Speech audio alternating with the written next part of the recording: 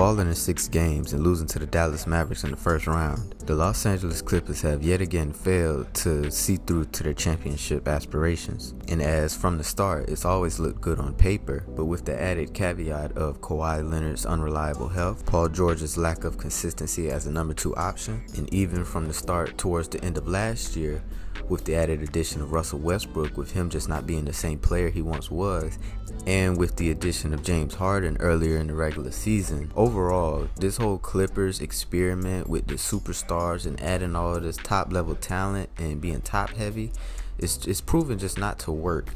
And year after year, they just continue to disappoint and just not being able to reach their goals. And with James Harden set to be a free agent this year, and with Paul George potentially being a free agent this year, not only does the short-term future of this team look grim, but the long-term future of this overall team is just not a lot to be desired. But before I say anything further, don't forget to leave a like and subscribe. It would be greatly appreciated.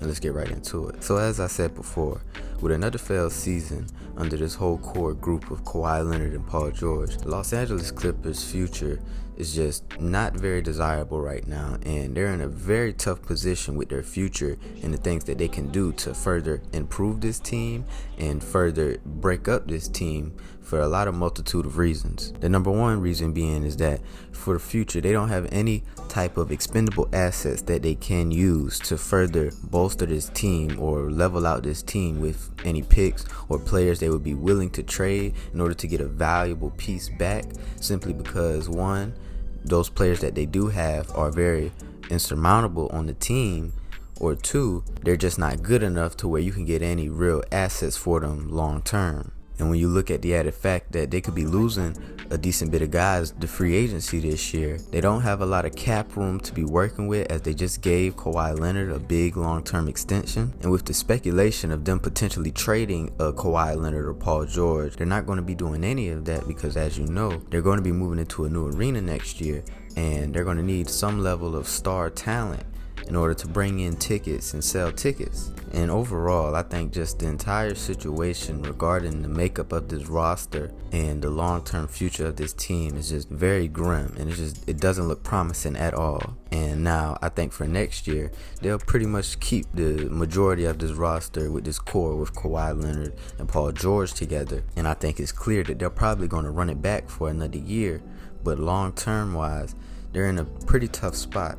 And I think once again, with their star talent, they'll pretty much be able to go through the regular season fine, continue to be good throughout the majority of the season. But when it comes to the playoffs, it's like clockwork that Kawhi Leonard or Paul George or just one of these guys are either going to underperform or simply just get hurt and not being able to be available, which sucks, and it's going to continue to be a common factor for this team. And coming from my own opinion, I would like to say that going forward, they could potentially move Paul George or Kawhi Leonard and attempt to restructure this roster real fast, or just attempt to slowly break it down and break it up so they can get some assets and start fresh again in a new era. But with the Clippers at this current moment, it's bigger than basketball, simply because they're moving into a new arena, they're moving into a new stadium, so they're going to have some star players, have some star level talent in order to sell tickets and bring in revenue. So when you look at both sides with the factor of, okay, from the basketball side of things, it's clear that this isn't going to work, and it's clear that something needs to change dramatically in order for you to do anything with this roster, simply because, like I said, you don't have any picks until 2030.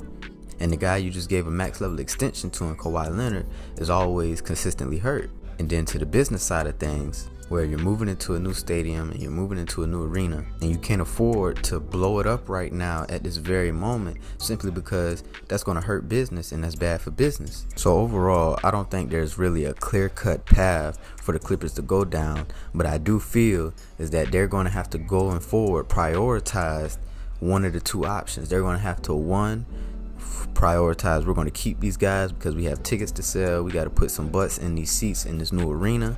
Or are we going to say, hey, we have no future, but we do have some assets that we can use to start over, to rebuild, and slowly start this rebuilding process and usher in to a new era of the Clippers organization? But what do you think? Let me know down below. What do you feel that the Clippers should do moving forward? Do you feel that they should just run it back again and just try again and just hope and pray that Kawhi Leonard stay healthy, which is the most likely option in my opinion? Or do you feel that they should blow it up, move forward, and just move on from these guys and just try to restart and rebuild? But let me know down below. Don't forget to leave a like and subscribe. It'll be greatly appreciated. Peace out.